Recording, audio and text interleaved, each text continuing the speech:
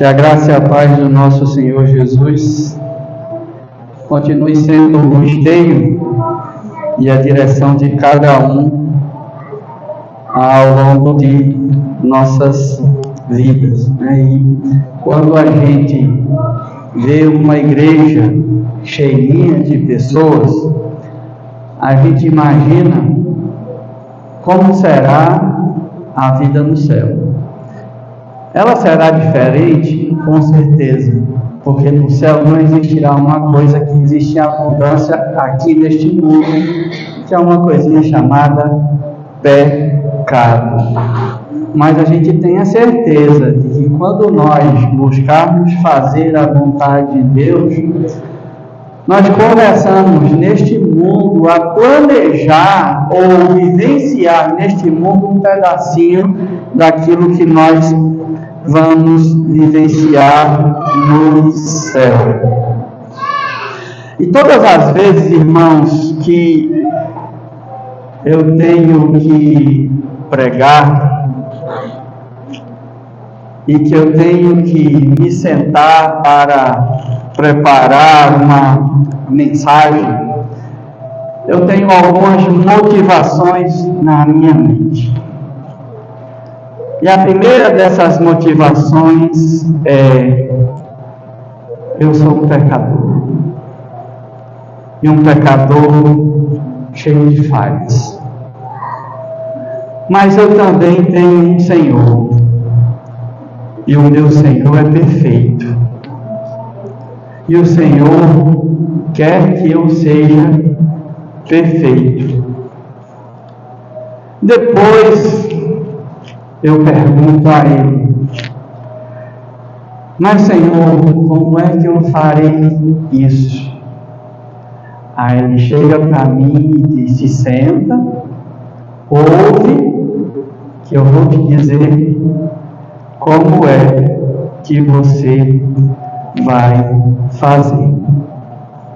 Depois de ouvir atentamente o que Deus quer de mim,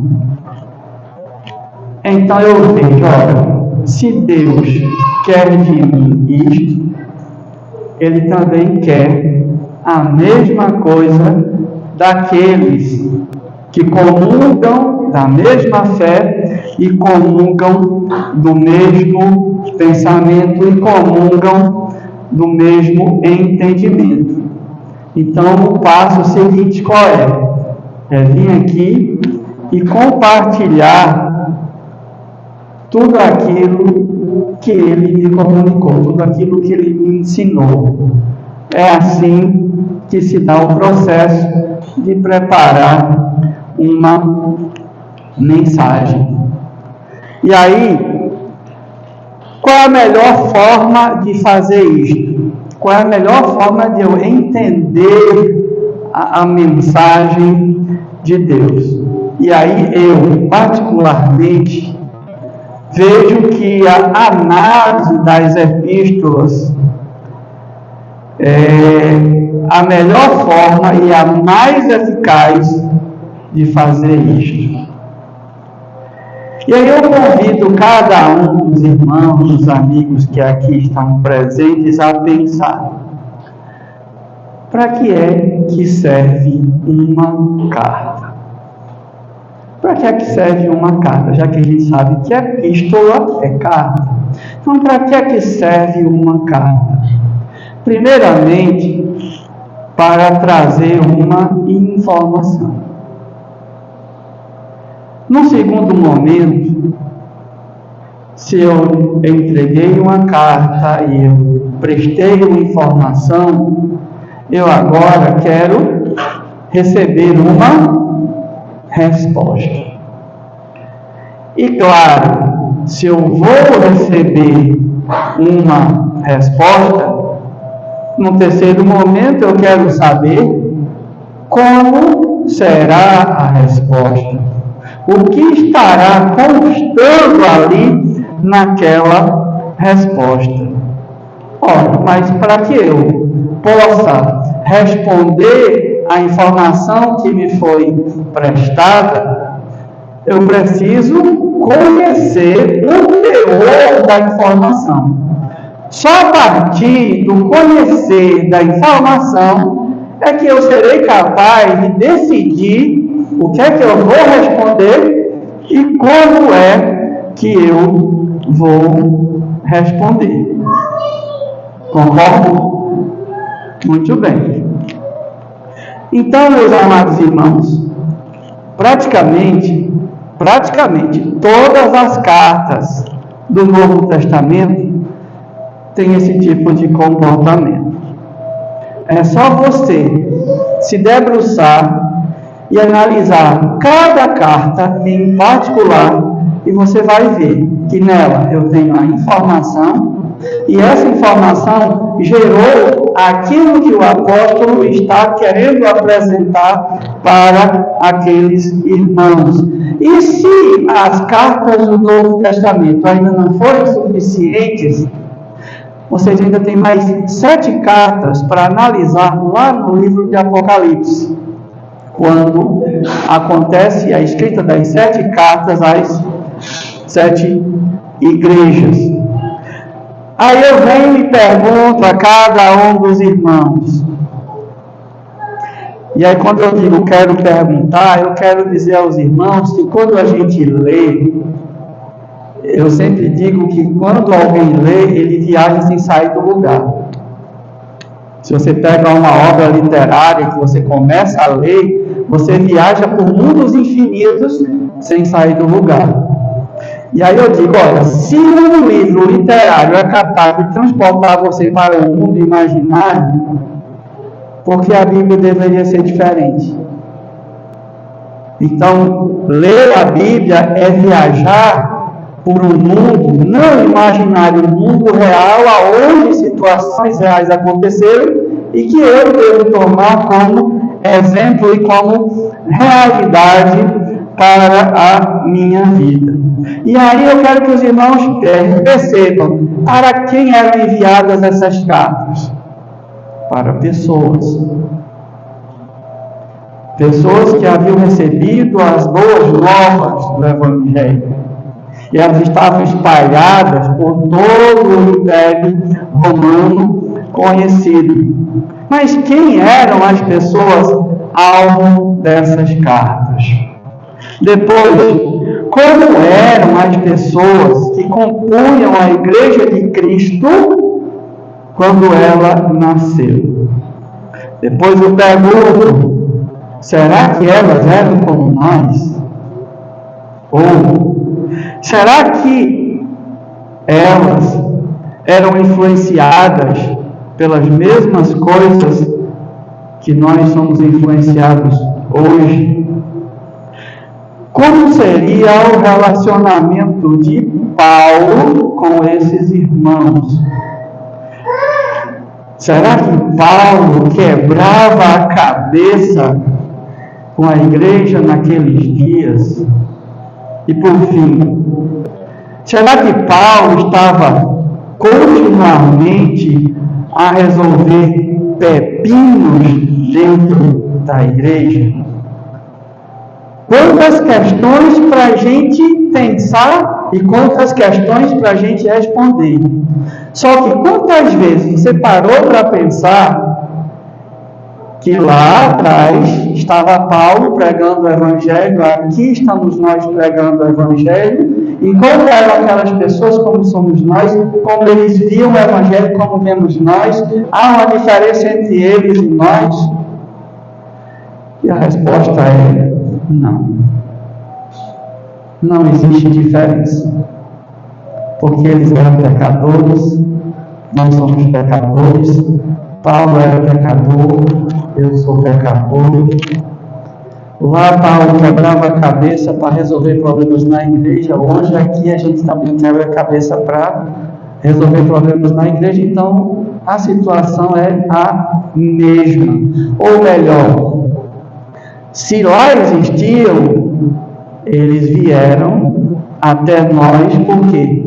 Porque eles eram pecadores, o pecado foi passando de geração em geração e chegou até cada um de nós. E aí, meus irmãos, eu quero deixar para vocês claramente que Paulo era um santo. E aqui eu não estou falando especificamente sobre o sentido literal da palavra. Mas quando eu digo um santo, significa que é uma pessoa que está além de qualquer outra. Porque eu, pastor Luiz, ou o pastor Raimundo, eles lideram uma obra. Mas eles lideram uma única obra. Eles quebram a cabeça com um único grupo de pessoas. Agora vocês imaginem, pensem aí no apóstolo Paulo, que na verdade foi responsável por levar o evangelho por todo mundo conhecido. E todas as igrejas que nós temos conhecimento, elas foram fundadas ou iniciadas pelo trabalho de Paulo. E Paulo cuidava e se preocupava com cada uma delas como se fosse um filho, porque ele viu eles nascerem. E você imagine só, Paulo tem que resolver muitas dessas coisas à distância. E através de quê? De cartas.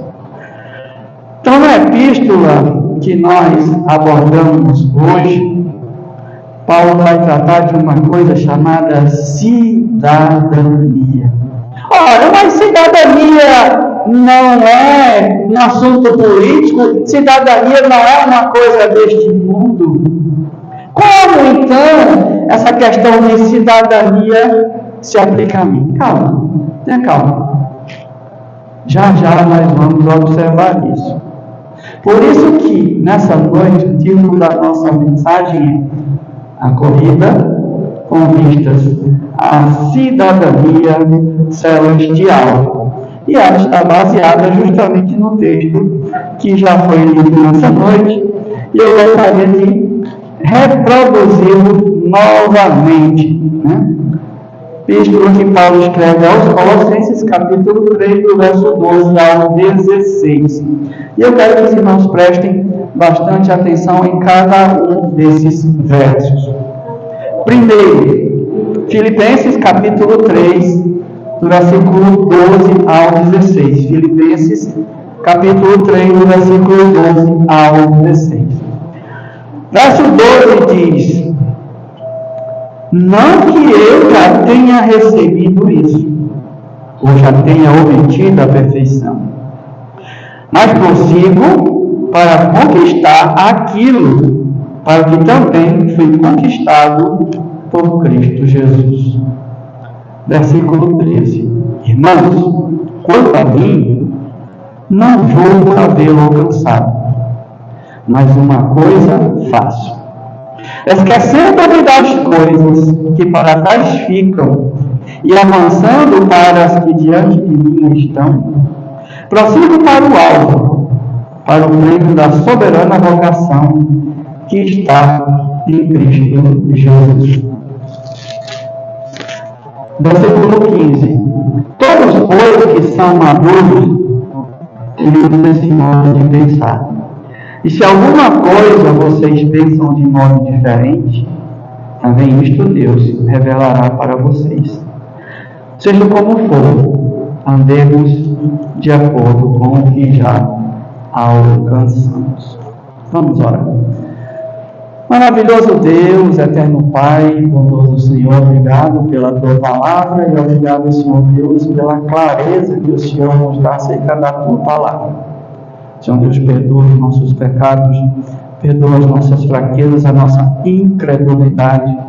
Perdoa, Senhor Deus, os nossos pecados. Ajuda-nos a abrir os nossos olhos, a abrir as nossas mentes e, acima de tudo, abrir o nosso coração.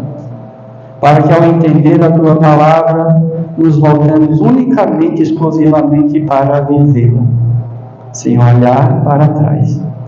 É o que eu te rogo, eu te peço, em nome do Teu Filho Jesus. Amém. E aí, meus irmãos, essa carta é escrita aos irmãos em Filipos. E aí o pastor está abordando, está finalizando a abordagem desta epístola aos Filipenses. Então, com certeza, os irmãos já têm muito subsídio para entender o que estava acontecendo lá. Mas há 4 aspectos que eu destaco que caracterizam essa epístola, ou seja, porque é que Paulo escreve essa epístola. Primeiro aspecto é gratidão. Se você olhar ao longo de toda a carta, o que a gente observa é gratidão. E por que gratidão? Porque Filipos foi a primeira igreja a ser fundada na Europa. Então Paulo teve realmente essa preocupação com aquela igreja porque foi o primeiro bebê que ele produziu. Então havia uma grande afinidade de Paulo para com Filipos e de Filipos para com Paulo. E agora Paulo está preso em Roma. E aquela igreja está muito preocupada com ele, por conta disso, aquela igreja se destina a ajudar Paulo financeiro e manda por Epafrodito uma ajuda financeira a Paulo, pelo qual ele demonstra profunda gratidão àqueles irmãos. Uma outra coisa que Paulo faz nessa epístola é encorajar aqueles irmãos em meio às provações. Aqueles irmãos estão profundamente angustiados, estão profundamente temerosos com o destino de Paulo. Paulo está preso.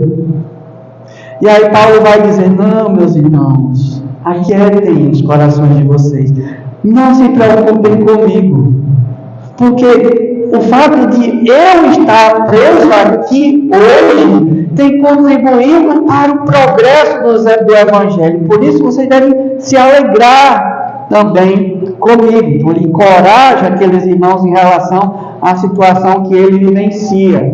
A terceira coisa que a gente observa é que Paulo, ele tem sensibilidade e ele faz um apelo à unidade, porque Paulo tem recebido informações de que no seio da igreja estão acontecendo alguns aspectos de desunião e também de egoísmo, quando as pessoas estão mais preocupadas com os seus próprios interesses. Então Paulo vai àqueles irmãos, vai àquela igreja e começa a dizer: meus irmãos, atentem para a verdade, meus irmãos, atentem para um princípio. E que princípio é esse? Pensem concordemente no Senhor. Outra vez eu digo a vocês, meus irmãos, pensem concordemente no Senhor. E por fim, Paulo também se preocupa com a pureza espiritual daqueles irmãos. Por quê? Porque eles sabem que eles são alvos de ataques dos falsos mestres e dos falsos líderes religiosos.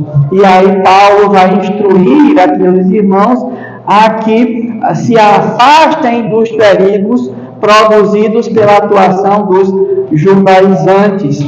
E pedia: se afastem deles, não ouçam a eles. E quem eram os judaizantes? Na verdade, eram alguns judeus que estavam no seio da igreja e queriam imputar sobre o jugo dos gentios a ideia de que eles tinham que obedecer os rituais judaicos, entre eles a circuncisão. Então, meus irmãos, diante disso, a gente vai observar capítulo 3 de Filipenses. É um capítulo muito belo, é um capítulo muito profundo, e é nesse capítulo que, por exemplo, Paulo deixa claro para todos que ele troca tudo o que ele era, tudo o que ele conquistou no mundo, pelo simples fato de ter conhecido a Cristo. Olha, eu sou judeu dos judeus, pela lei fariseus, eu sou um cidadão romano, eu tenho um grande conhecimento intelectual, eu tinha uma grande fortuna. Eu troquei tudo isso simplesmente pelo fato de conhecer a Cristo. Olha o que diz lá Filipenses capítulo 3, versículo 8. Lá Paulo diz: sim, deveras considero tudo como perda por causa da sublimidade do conhecimento de Cristo Jesus, meu Senhor, por amor do qual perdi todas as coisas, e olha, ele diz, e as considero como refúgio para ganhar o mais importante, que é Cristo. E dentro desse mesmo capítulo, ele escreve o texto que nós acabamos de ler. E nele fica clara a necessidade que cada um tem de se preparar para habitar num lugar completamente diferente do que nós encontramos aqui. Ou seja, nós devemos nos preparar para habitar o céu. Todos nós devemos viver nessa vida, se preparando diariamente para o dia em que eu entrarei no céu. E aí eu penso com os irmãos, o céu é um país? Não. Mas o céu é um lugar? Sim. Se eu estou nesse lugar, uma das coisas que me é dado como prerrogativa é a cidadania. Toda e qualquer pessoa que nasce neste país, por natureza, é um cidadão deste país. E aí eu pergunto a vocês, então, o que é um cidadão? O que é um cidadão? Um bebê é um cidadão, mas ele entende o que é ser um cidadão? Não. Tem tanta gente velha que não sabe o que é ser um cidadão, mas o que é ser um cidadão?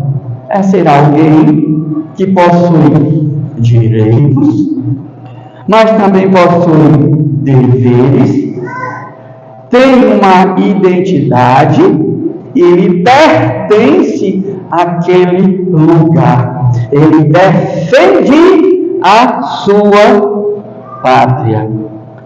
Muitos de nós, por exemplo, corremos atrás de uma cidadania terrena. Por exemplo, se você quer entrar em um país estrangeiro, você precisa de um visto. E se você quer habitar e viver naquele país definitivamente, você precisa ter cidadania. Você precisa ter o direito de ter naquele país direitos e deveres. Mas e nós? O que nós devemos buscar? Será realmente um papel neste mundo? Ou será a glória no mundo que Deus está preparando para nós? Veja o que é que Paulo nos fala. Paulo nos convoca a uma corrida muito mais importante, ou seja, não é uma corrida para pegar um visto, muito menos para habitar em um país diferente. Paulo nos convida a uma corrida para entrarmos na nossa, ou para alcançarmos a nossa cidadania celestial. Lá em Filipenses capítulo 3, versículo 20, Paulo diz, observem aí, pois a nossa pátria está nos céus, de onde também aguardamos o Salvador. Quem? O Senhor Jesus Cristo. Então, meus amados irmãos, o apóstolo Paulo deixa bem claro para cada um de nós que a vida cristã não é um destino a ser alcançado, mas a vida cristã é uma jornada ativa. Uma jornada ativa. Nós devemos dia após dia caminhar correr sem medir esforços para chegar à presença de Deus. Nós, meus irmãos, não somos salvos pelas obras. Está lá no livro de Efésios, capítulo 2, versículos 8 e 9. Fica muito claro. Não fomos salvos por meio das obras. Agora, a nossa salvação, ela nos impulsiona a viver uma vida de obras. E a leitura de hoje mostra justamente Paulo nos mostrando o exemplo de um corredor que ensina como viver essa jornada. E aí, eu quero destacar nessa noite 3 pontos desse texto. E o primeiro ponto é o ponto de partida. Se nós estamos falando de corrida, toda corrida ela tem um ponto de partida. Ela começa onde? E ela vai para onde? Então, o primeiro ponto de partida está aí no versículo 12. No versículo 12. O que diz o versículo 12? Olha aí. Não que eu já tenha recebido isso, ou já tenha obtido a perfeição, mas prossigo para conquistar aquilo para o que foi conquistado por Cristo Jesus. E aí, meus irmãos, olha aí. Antes de correr, qualquer um de nós, antes de correr, nós precisamos saber onde nós estamos. E o grande apóstolo, o apóstolo Paulo, o que é que ele está dizendo aqui em suas palavras? Que ele reconhece onde ele está e ele reconhece quem ele é. E aí eu peço que os irmãos reflitam. Se a gente for olhar e analisar o apóstolo Paulo como pessoa e tudo que ele fez, a gente pode dizer assim, na terra, talvez, como homem, ninguém foi semelhante a Paulo. E o que é que Paulo está dizendo aqui? Eu não sou nada. Eu não sou ninguém. Se Paulo não era nada, nem era ninguém, o que podemos dizer de cada um de nós? Com todos os nossos defeitos, com todas as nossas falhas, com todas as nossas imperfeições. E aí Paulo ele começa a dizer o seguinte: antes de começar a correr, primeiro saiba aonde está, saiba quem você é. Porque a corrida para a cidadania celestial começa com a humildade de admitir 2 coisas. Número 1, eu sou pecador. Eu sou pecador. E sem Cristo eu não vou a lugar nenhum. Sem Cristo eu não tenho direção. Então, se você quer chegar à presença de Deus, você tem que partir de um ponto. Você sabe para onde você quer chegar. Mas para isso você precisa saber primeiro quem você é. Você é um pecador. E sem Cristo você não chegará jamais a lugar nenhum. E aí, uma das coisas que Paulo deixa muito claro para nós aqui, é que ele quer quebrar o mito da perfeição instantânea. E o que é esse mito da perfeição instantânea? Significa dizer que eu quero e eu vou ser perfeito. E aí, perfeito no sentido de não ter falhas.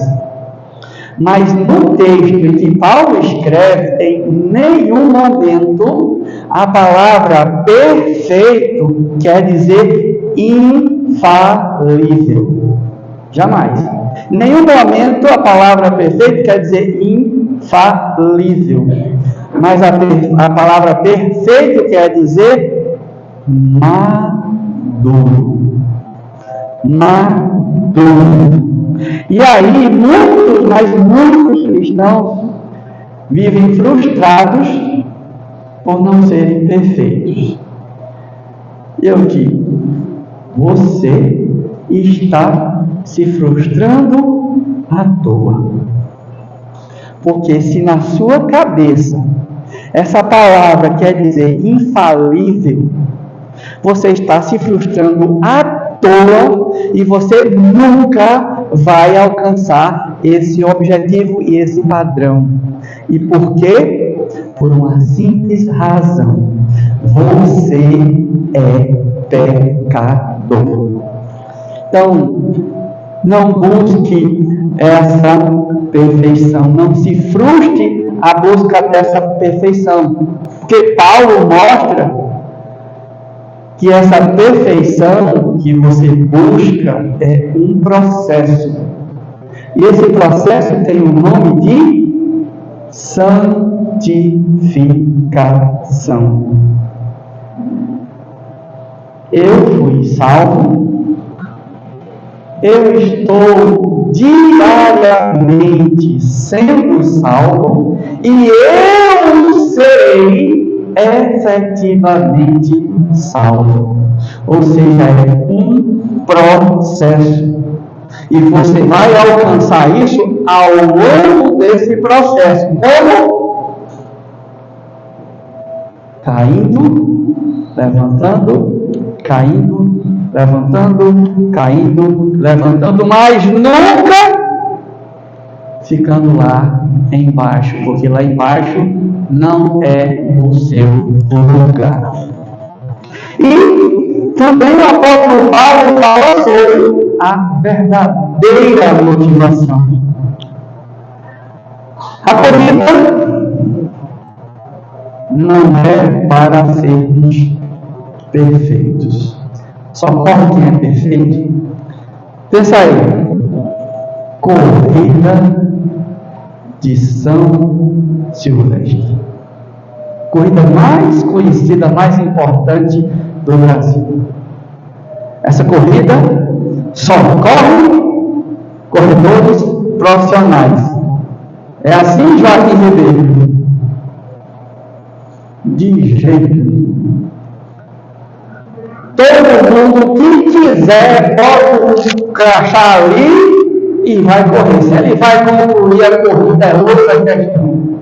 Mas todos que estão aí vão correr. Então a corrida não é para sermos perfeitos, mas para alcançarmos aquilo pelo qual também foi alcançado por Cristo Jesus. A nossa corrida é para nos encontrarmos com aquele que nos encontrou primeiro. A nossa corrida é para nos encontrarmos com aquele que nos encontrou primeiro, Jesus Cristo. E a corrida, meus irmãos, não passa pela nossa iniciativa. Não fomos nós que corremos atrás de Cristo. Pelo contrário, foi Cristo que veio até nós. Foi Cristo que nos procurou. Foi Cristo que nos fez enxergá-lo. Foi justamente Ele. A graça de Deus nos alcança e nos impulsiona a buscá-lo cada vez mais.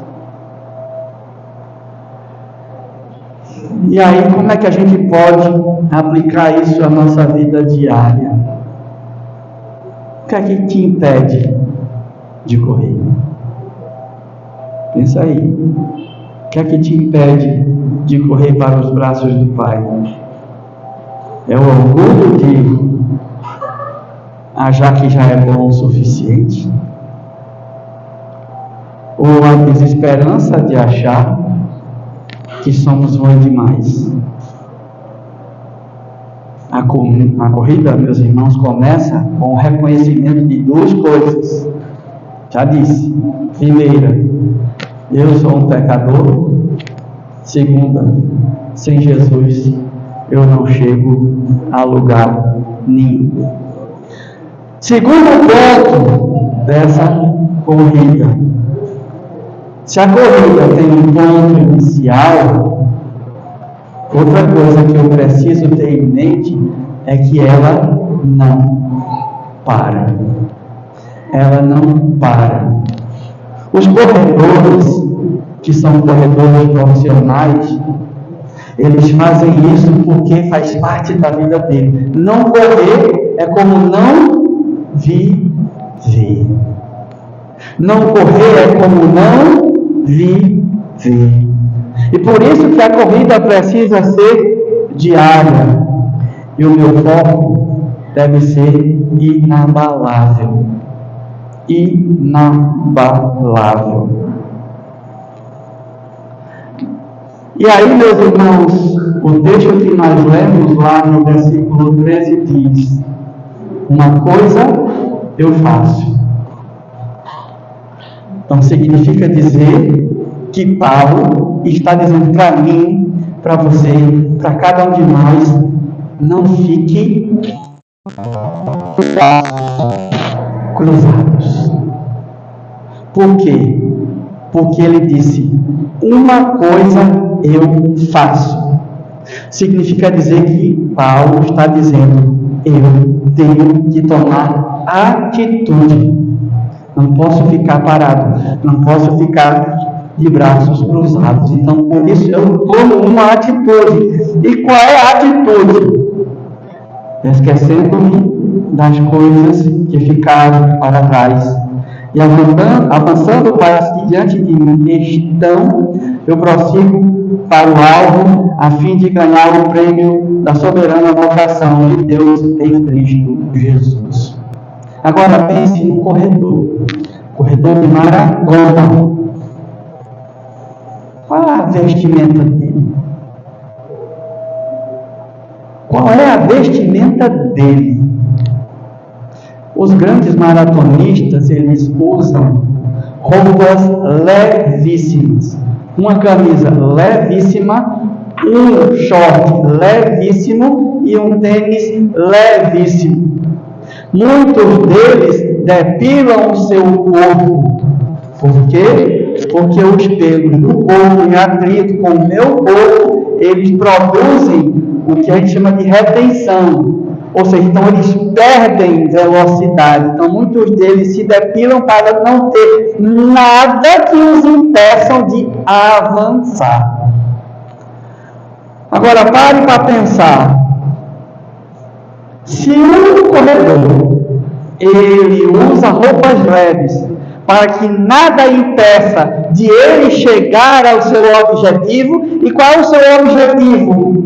Chegar naquela faixa e ultrapassá-la, para depois ganhar um troféu. Hoje pela manhã, eu disse algo para uma pessoa muito querida, que foi o seguinte: desilusões, decepções, mágoas, constrangimento na vida cristã são pedras ao longo do caminho. Elas não vão existir, ou elas não devem existir, ou elas precisam existir. A grande questão é o que eu farei com elas. Posso juntá-las e carregá-las ao longo da vida? Ou posso pegar cada uma delas e com elas construir meu castelo, onde me refugiarei e serei mais forte? Tudo é questão de decisão. Você vai ter desilusão, mágoa, sofrimento, dor ao longo da vida cristã? Vai. Quer você queira ou não. E isso são pedras ao longo do seu caminho. E aí imagine, você está numa corrida. Aí você vai pegar aquelas pedras e vai ficar guardando para você. Vai correr a corrida com todas aquelas pedras em cima de você. Onde é que você vai chegar? Lugar nenhum. Ou você pode correr, chegar onde você quer chegar, e depois você volta e sai recolhendo cada uma daquelas pedras para montar uma estrutura na qual você vai se refugiar, vai se proteger, porque nenhuma delas mais vai lhe afetar.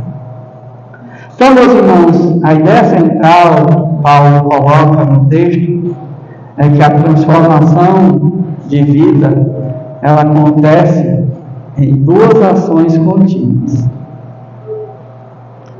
A primeira delas é esquecer e a segunda delas é avançar.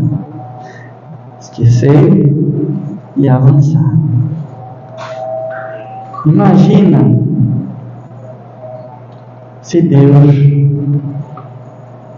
não esquecesse tudo que você fez na sua vida.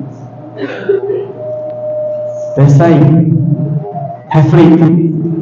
Você já fez tanta coisa maravilhosa na vida, mas você já fez cada terrível na vida. Aí você quer que Deus só pode se lembrar das coisas boas que eu fiz, mas das coisas ruins não pode se lembrar. Ele só não vai se lembrar se você fizer uma coisa, se você confessá-las e deixá-las. Pronto. Nunca mais ele vai levar em consideração aquilo. Então, por isso que diz, são duas direções. Uma, esquecer, e a outra, avançar. Eu me esqueço do que não foi bom na minha vida, eu me esqueço de coisas ruins que eu fiz, eu me esqueço de pecados que eu cometi. Só que eu tenho que ter consciência que não devo repeti-los. Eles aconteceram porque eu sou carne. E se eu sou carne, eu sou fraco. E se eu sou fraco, eu preciso ser forte. E como é que eu sou forte? Quando Cristo está em mim. Então, meus amados irmãos, transformação da vida acontece em duas ações: esquecer e avançar. Esquecendo o que ficou para trás. E aí, esquecer o que ficou para trás não é ter amnésia. Não.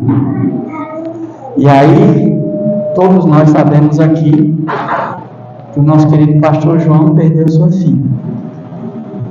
Uma filha querida, como todo filho é querido. Ele vai esquecer dela? Vai apagar da memória quem foi a filha dele? Não. Só que ele pode ficar lá na morte da filha dele? Não. Ele tem que avançar. Sabe por quê? Ele tem que avançar porque ele vai reencontrar com ela de novo. Ela não está mais aqui. Ela vai estar lá, para onde eu estou indo.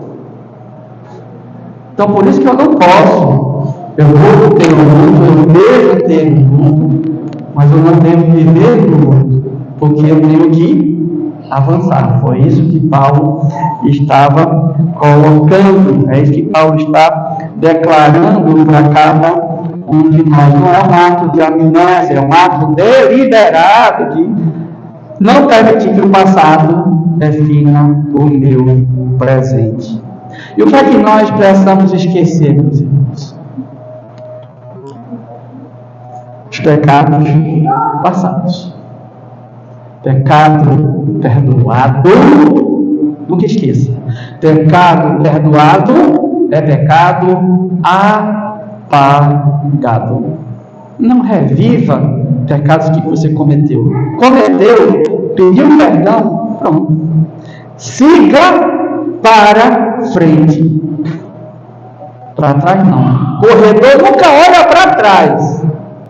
Salvo quando ele olha para saber se o camarada está perto dele. Mas fora isso, sempre olhe para frente. Ou também esqueça do orgulho e da presunção. Quando você se acha o rei da cocada preta, quando você se acha o bambambam, esqueça, porque isso é orgulho e presunção. E qual a lição a respeito disso para as nossas vidas? Meus irmãos, o que em sua vida hoje está roubando sua energia, o seu foco para correr em direção ao alvo da soberana vocação? O que é que está acabando, minando a energia do seu corpo em direção ao foco? O que é que você precisa esquecer para avançar? A transformação das nossas vidas, meus irmãos, é uma questão de foco e de escolhas diárias. E o último ponto dessa noite trata de prática constante. Prática constante. O exemplo dos maduros. Quando eu estive lá em João Pessoa, que eu preguei lá na igreja de José Américo, o tema das conferências foi: não removais os marcos antigos que deixaram os teus pais. E aí, quando a gente estava abordando sobre isso, a gente estava falando sobre jovens. E hoje, parece que o jovem não tem consciência de que um dia ele vai ficar velho. Parece que na cabeça dele o jovem será jovem eternamente. Vocês estão vendo isso aqui, ó? Ele já foi assim. Bonitinho, chapozinho, cheirosinho, gostosinho.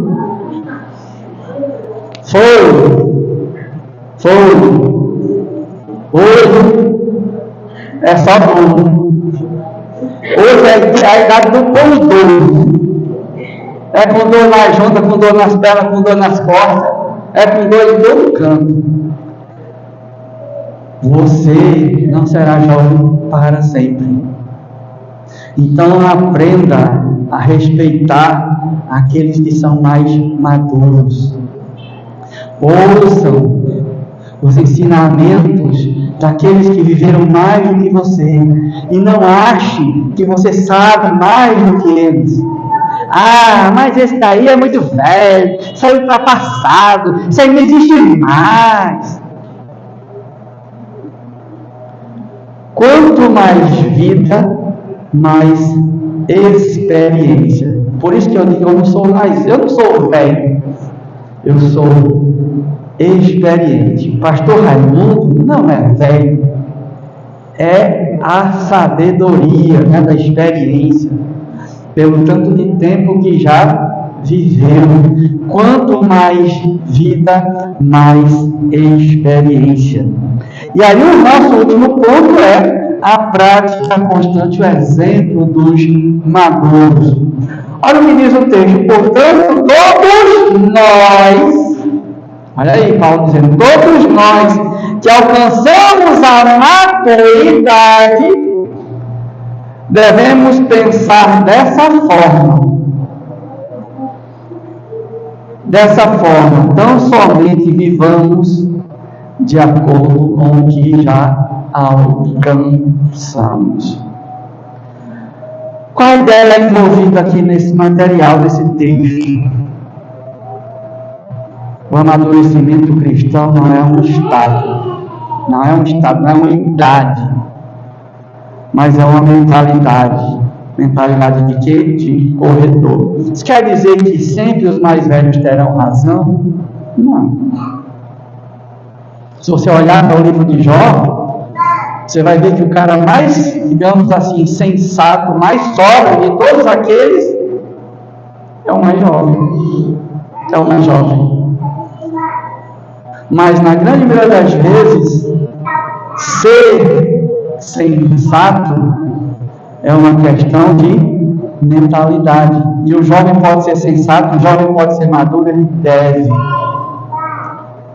Só que há uma luta constante para que isso aconteça. Então a maturidade em Cristo, meus irmãos, é ter a mesma paixão e o mesmo foco que teve o apóstolo Paulo. É entender que a nossa verdadeira riqueza não está no que temos, mas no que somos como filhos de Deus e no que seremos quando formos glorificados. Foi por isso que Paulo olhou e disse: eu troco tudo, mas não olho nem um pisco para trás. Eu troco tudo isso porque o que eu vou receber, é infinitamente superior. E a consistência na prática, Paulo conclui com um desafio. E qual é o desafio que ele traz para nós? Vivamos de acordo com o que nós já alcançamos. Não é sobre alcançar a perfeição, mas sobre ser fiel à verdade que nós já conhecemos. Nós somos alcançados pela graça e nós já sabemos que Jesus é o nosso alvo. A prática, portanto, meus irmãos, é viver essa verdade todos os dias em cada pequena decisão. E qual a terceira aplicação que nós temos para o nosso viver diário? Onde, meu irmão, minha irmã, meu amigo, onde você pode aplicar o que você sabe sobre Jesus na sua vida, na sua família, no seu trabalho, na escola, no seu grupo de amigos? Onde você pode aplicar tudo que você aprende? Será que se você decidir fazer isso, será que essas pessoas ainda continuarão sendo seus amigos? Faça o teste. Ele é seu amigo, seu melhor amigo? Fale de Jesus para ele. Leve ao reconhecer que ele é pecador. Se ele ouvir e te seguir, verdadeiramente ele era teu amigo. Mas se ele começar a se afastar de ti, porque ele não aguenta o que você diz, é porque ele não é, nunca foi e dificilmente ele será teu amigo.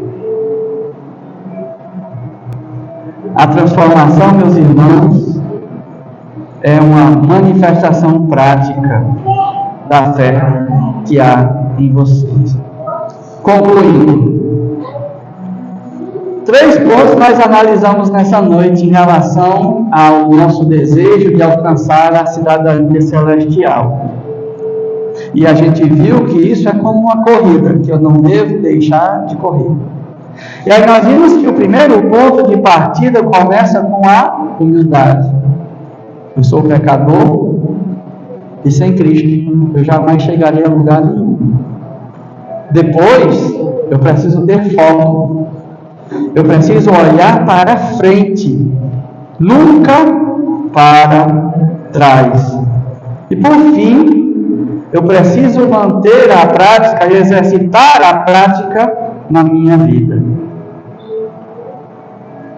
Nossa cidadania celestial não é apenas um direito que nós temos, como, por exemplo, o direito de ser um cidadão brasileiro. Ou, por exemplo, um visto para entrada em um país diferente. Mas ser um cidadão celestial é uma realidade que nós devemos perseguir ativamente, porque é essa a razão da nossa corrida. Então, meus amados, pense, reflita. E aí, eu sei que ninguém aqui é animal, mas existe uma coisa que o gado faz que é muito interessante, que é ruminar.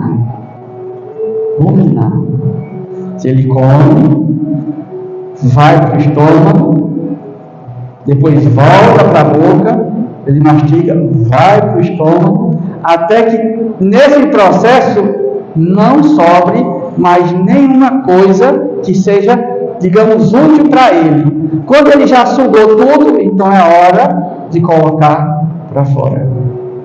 O crente deve ser da mesma forma. Ele coloca para dentro, depois ele revê, coloca para dentro, depois ele revê, coloca para dentro. Quando aquilo já estiver introjetado na sua cabeça, vai mais outra, até ele se fortalecer e se tornar cada vez mais forte. Então, o que nós vamos fazer com o que nós acabamos de ouvir nessa noite? O que é que você vai fazer com o que você acabou de ouvir nessa noite? Você vai guardar como aquela pessoa que guardou as pedras e caminhou com elas a vida inteira e não fez nada?